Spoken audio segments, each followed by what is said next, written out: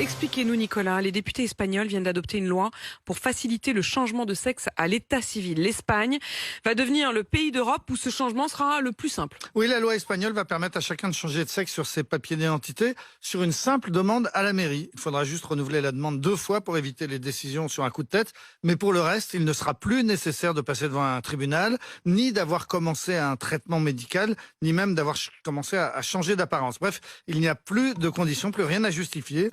Tout homme peut devenir femme et toute femme peut devenir homme, et cela dès l'âge de 16 ans, et même 14 ans avec l'autorisation des parents, et même dès 12 ans, mais pour le coup en passant devant un tribunal. C'est ce qu'on appelle l'autodétermination de genre. La loi entrera en vigueur dans quelques semaines après son adoption au Sénat. Est-ce que c'est une première en Europe ? Alors presque, mais pas tout à fait. Le Danemark, depuis 2014, accorde aussi le droit aux personnes transgenres de changer de sexe presque aussi facilement. L'Écosse s'apprête à voter un texte identique. Jusqu'à présent, la loi britannique permettait de changer de sexe en fournissant un certificat médical pour attester de ce qu'on appelle une dysphorie de genre, c'est-à-dire une souffrance liée au fait de ne pas se sentir dans son genre officiel. En Écosse, donc, cette obligation va disparaître. Une simple déclaration permettra d'obtenir un nouveau certificat de naissance. Cette loi ne fait pas l'unanimité. Les féministes estiment que si l'on nie le sexe, alors on nie aussi les inégalités sexuelles et donc on fait reculer le combat des femmes. C'est par exemple ce que défend l'Écossaise d'adoption la plus célèbre, J.K. Rowling, l'auteur d'Harry Potter. Et en Espagne, il y a exactement le même débat très vif. En France, que dit la loi ? Alors en France, on peut changer de prénom et de sexe, mais à plusieurs conditions. La première, c'est qu'il faut être majeur. La seconde, c'est qu'il faut prouver que son genre officiel ne correspond pas à sa réalité.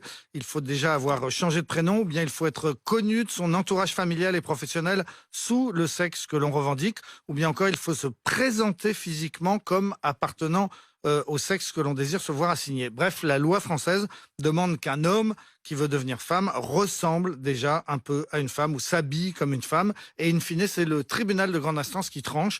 En revanche, depuis 2016, il n'est plus nécessaire d'avoir commencé un traitement médical ou un traitement hormonal. Ces traitements qui, eux, sont accessibles à tous, y compris aux mineurs. Voilà, c'est le paradoxe. La loi encadre le changement d'état civil, mais elle n'encadre pas le changement de sexe physique. Les traitements hormonaux ou les opérations chirurgicales relèvent de la seule décision d'un médecin à qui on demande de s'assurer du consentement éclairé des mineurs. Et les parents de ces mineurs concernés s'étonnent souvent de voir que leurs enfants peuvent très vite et assez facilement se voir prescrire des actes médicaux qui parfois sont irréversibles. Une récente enquête du Journal du Dimanche montrait que le nombre d'adolescents qui entament une conversion explose en ce moment. Les consultations spécialisées dans les hôpitaux français ne reçoivent plus que sur liste d'attente. Ils sont débordés.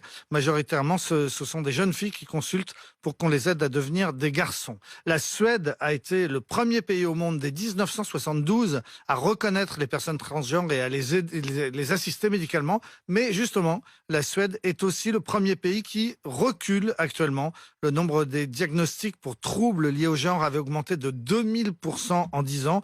Et finalement, donc, le pays a décidé désormais de ne plus accorder de traitements hormonaux aux mineurs.